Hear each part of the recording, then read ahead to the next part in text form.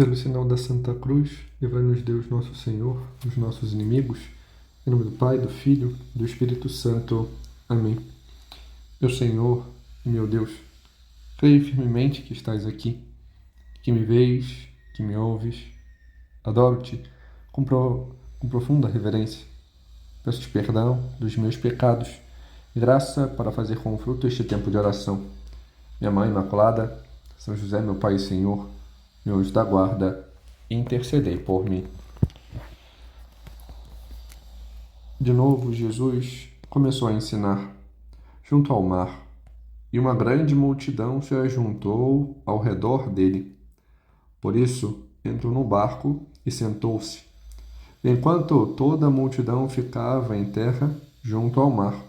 Ele ensinava-lhes muitas coisas em parábolas. No entanto, no seu ensinamento, dizia: Ouvi, o semeador saiu a semear. Ao semear, parte caiu à beira do caminho, e os pássaros vieram e a comeram. Outra parte caiu em terreno pedregoso, onde não havia muita terra. Brotou logo, porque a terra não era profunda. Mas quando surgiu o sol, a semente queimou-se e secou, por não ter raiz. Outra parte caiu no meio dos espinhos, e os espinhos cresceram e sufocaram, e por isso não deu fruto. E outra parte caiu na terra boa, e deu fruto, brotou, cresceu, e produziu 30, 60 e até 100 por um. E acrescentou: Quem tem ouvidos para ouvir, ouça. Essa passagem mostra uma realidade, né? Ou melhor, duas realidades. Um ato de ensinamento do Senhor, onde ele mostra aquilo que veio fazer, né? O Concílio Vaticano II apresenta algo que sempre me chamou muita atenção, uma frase, né? E é uma frase que expressa muita coisa, né? Seja próprio do ensinamento do concílio, né, marcante em meio ao Vaticano II, seja em relação a muitos santos, né? São José Maria, por exemplo, e tantos outros, né? Deus veio ao homem para ensinar o homem a ser homem. Nosso Senhor se fez homem para nos ensinar a ser homens. Ele veio para ensinar o povo, para conduzir o povo, para mostrar o que é ser aquilo que Deus nos fez para ser.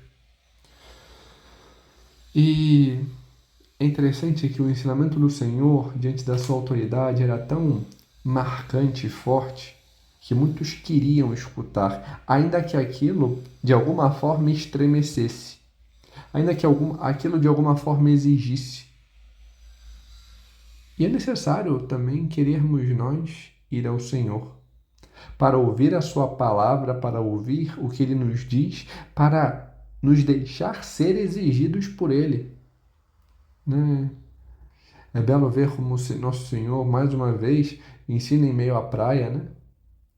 Em meio a esse lugar que, de alguma forma, é marcante pela região, né? Estava ali na região da Galileia, provavelmente talvez em Cafarnaum, onde tinha meio, né, ali se fixado, né, momentaneamente no início do seu ministério, ali que era banhado pelo mar da Galileia, né, que já tem tantos nomes, e andando, né, pela praia, anunciando, pregando, mostrando, usa aquilo que tem, né, para propagar a sua voz, né, era um meio, a estrutura favorecia, e fala do barco, da barca, né, o local da igreja, né? Os padres da igreja veem assim, né?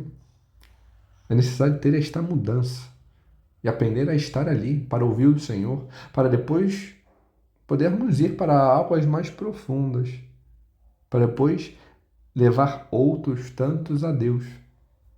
Mas nosso Senhor, ele nos dá um ensinamento, é fato que depois ele mesmo fará, né? Esta explanação, essa explicação, né? Podemos chamar de várias formas, meditação, homilia, né? esse ato de saber entender aquilo que se está ali. Mas não exclui que nós também ali estejamos, ouçamos e busquemos mergulhar nesta verdade. E aqui, mais do que talvez estar na praia aí, é bom que estejamos ali ouvindo, sentindo as pedrinhas, olhando para o Senhor, né? É um ato também de olharmos para nós e ver qual é o terreno do nosso coração. Como está o terreno do nosso coração? Será que o terreno está como terreno à beira do caminho? Ou seja, como se fosse uma estrada, né? No Brasil tem muitas estradas de chão, né? De terra. E é assim, né? Talvez o terreno do nosso coração esteja assim, se deixando ser pisado, sendo mera via, onde todo mundo passa, pisa, mas eu não tenho como usar para produzir, para crescer. É, né, batido, socado, né? Não tem. É um terreno que não tem vida. É um terreno que é mero, né, tá ali. A água vai destruindo, faz buraco, né? Não tem concretude. Né? Ou o nosso terreno pode ser, né, pedregoso, né? Um terreno que não foi tratado, né? Um terreno que está, né, cheio de pedras, está sujo, com muitas coisas, né? Nosso terreno pode estar como um terreno baldio, né? Cheio de ervas daninhas, onde ali não se produz, né? Não consegue se produzir nada. Por quê? Porque ainda que tenha terra que possa ser produzido as coisas, que tenha certa fecundidade, tem muitas outras coisas que estão competindo. E aí, aquela que deveria produzir de verdade fica sufocada. O nosso terreno pode ser um terreno preparado para Deus, né? Um terreno onde se foi trabalhado, aonde tem, né, condições, aonde se abre. Não quer dizer que a palavra não vai exigir, e vai, nosso Senhor quer, mas é necessário ter essa abertura, essa correspondência e deixar que germine, que brote, né? Que fecunde. Nosso Senhor nos olha assim. Como está o nosso terreno? O que seria esse terreno, né? Estrada, né? É um terreno daqueles que talvez vão à igreja, talvez participem de pastorais, busquem recolhimentos, retiros, mas são andarilhos de alguma forma, são meia boca. O que é isso? São pessoas que estão ali, mas vivem de modo superficial, rasteiro, né? O mundo passa e pisa. São pessoas que às vezes não têm nenhum vício aparente, mas gostam de ser soltos, né? Gostam das curtições, mas não se prendem de verdade, não buscam um relacionamento de verdade. Ficam naquela de só ficar, só curtir, se meramente se dão para uso e usam. Estão ali, fazem muitas coisas, mas o ato de ouvir, de deixar penetrar, não fazem. Estão na missa, mas o padre está demorando, Caramba, cara, essa homilia tá muito longa. Poxa, caraca, um monte de aviso, mas não presta atenção no que está sendo falado, no que está sendo dito. Vai ali meramente para um checklist. Ouve e se ouve o que é do seu interesse. Não se deixa mudar. Está socado, como terreno, né, de um caminho, pisado, batido. Não.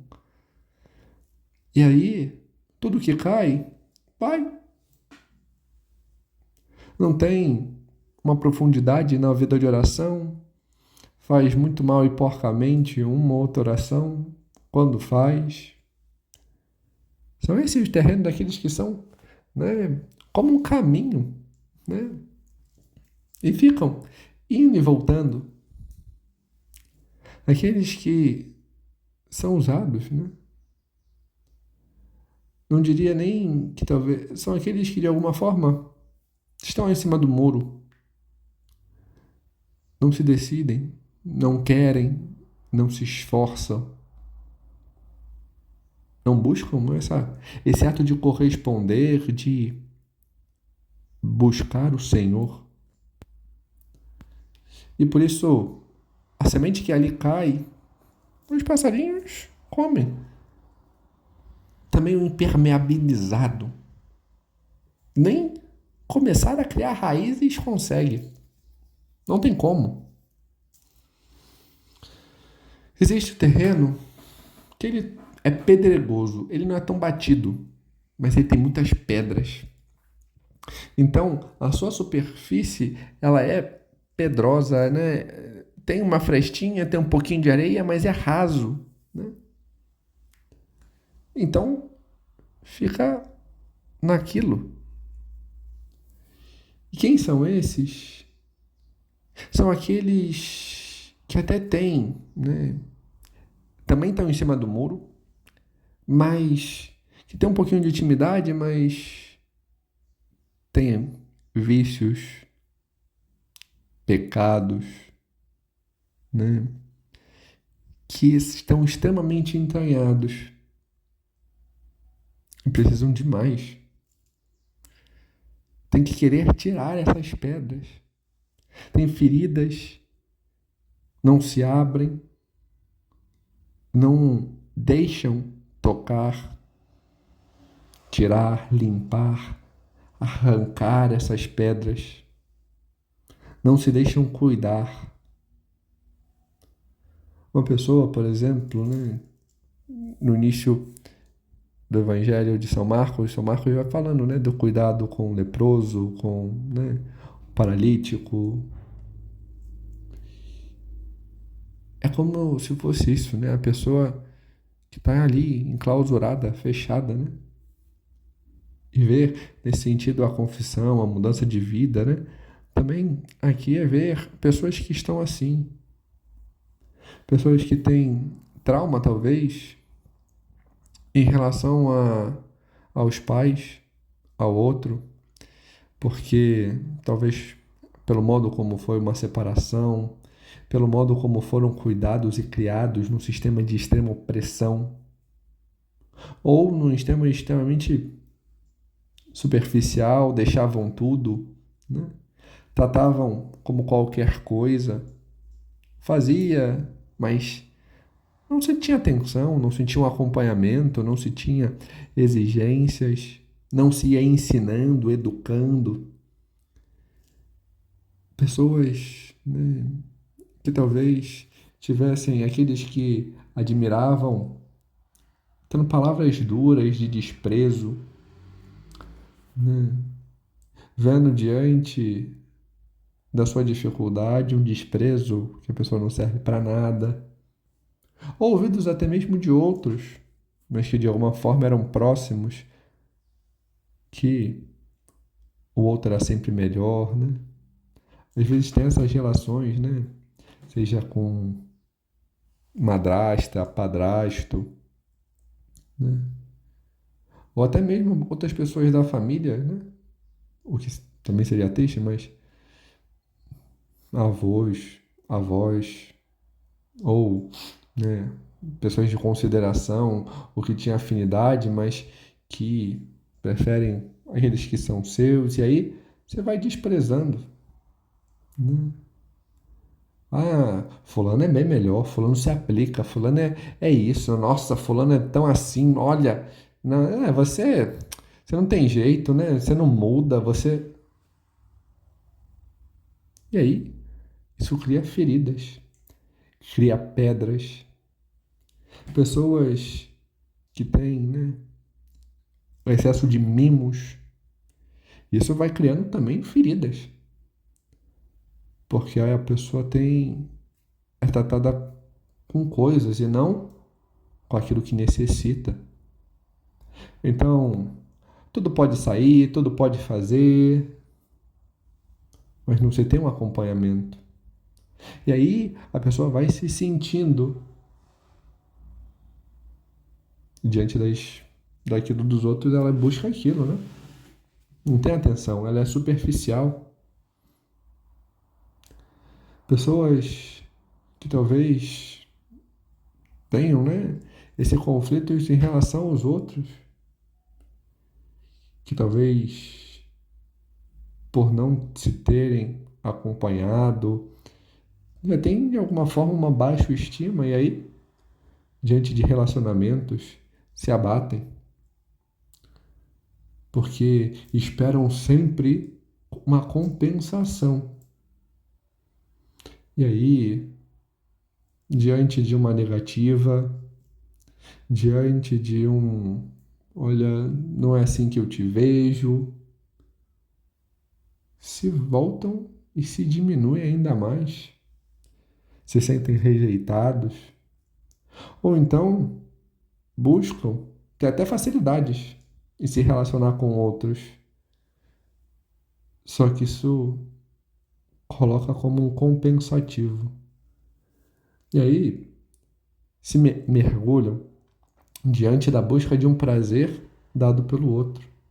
Compensam uma não atenção do pai, da mãe, né, daqueles que admiram, em relações, né, com o namorado, com a namorada, buscam, né, mero prazer compensatório, querem mera satisfação, vão se deixando usar e usam, e vão se afundando, porque não entendem nem conhecem o que é o amor. Pessoas que vão, né, diante desse desprezo na família, começam a falar mal do outro, caluniam, falam mentiras, porque querem se valer, querem chamar atenção, querem, né, aqueles 5 minutinhos de atenção, e aí vão inventando mentiras, maquinando falsidades, não buscam a verdade, não admitem os seus erros, não buscam ajudar o outro, entender a limitação, a dificuldade, não acreditam na mudança, nem na sua, nem na dos outros. E aí vão se afundando, vão se perdendo. Pessoas que têm, né, essas pedras, esse endurecimento, que já que são acostumados com tantas coisas, querem ter tudo. E aí maquinam para pegar, para possuir, são consumistas ou roubam, são invejosos porque fulano tem, porque fulano não tem, porque tem isso. E a sua relação com Deus se baseia de igual modo. Em meio a essas feridas, a estas dores, são terrenos onde a palavra é até lançada, é até um pequeno estímulo de alegria, mas não são muito firmes, areia é pouca, não tem muita raiz, não se desenvolvem. Há pessoas que são mais. Buscam trabalhar, mas são como um terreno baldio. Estão em tudo. E aí vem de tudo, né? Ah, eu acredito em Deus, mas eu também acredito em horóscopo, eu também acredito, né, nas pedras, na força, no não sei o quê, e tem tal coisa, porque tem isso, porque eu vou aqui, eu vou ali, eu faço isso, e aí aquilo que é a verdade fica sufocado em meio a tanto matagal, a tantos espinhos, a tanta coisa que ali é jogada. É aberto, mas não limpa, não arranca aquilo que tem que ser arrancado. Vai sendo jogado para tudo. Porque num lugar tem atenção, no outro lado tem isso, no outro lado tem aquilo, e aí tem aquela empolgação, aquela alegria, tem não sei o que, tem aquela palavra, tem... E aí vai se deixando levar por tudo. Por falsos amores, por falsas relações, vai se deixando levar, né? Para para isso, para aquilo, e não veem as falsidades, as distorções, não veem o erro nas coisas. Por quê? Porque a verdade está ficando sufocada. Mas existe também o terreno bom. O terreno bom não significa que não, talvez durante um tempo não tenha sido, né, um terreno de caminho, onde tudo se passava. Um terreno pedregoso, um terreno cheio, né, de espinhos, matos. Mas o terreno bom é aquele que soube se deixar tratar. Aquele que apresentou, aquele que mostrou, aquele que quis deixar que o terreno que foi pisado pudesse ser mexido. Aquilo que estava socado fosse, né, novamente, né, passado, né, aquilo que fora necessário tivesse sido adubado, tivesse sido, né, preparado, mudado aquela condição. Que o terreno pedregoso não tivesse sido limpo, arrancado as pedras, né, adubado. Que o terreno cheio de mato, cheio de espinhos, né, não tivesse sido limpo, preparado, arejado, adubado, para ser forte, para colocar aquilo que precisava, os remédios que precisava, para que diante da semente ela pudesse crescer. O esforço, a luta por ter atenção ao que se diz, o empenho em saber mostrar, né, onde estão as dores, as pedras, os pecados, os vícios, ou mostrar, né, as incoerências, aonde está crescendo mato, aonde, né, tá né, se deixando levar por tudo, sabe arrancar, entender onde está o erro naquilo, onde tem, né?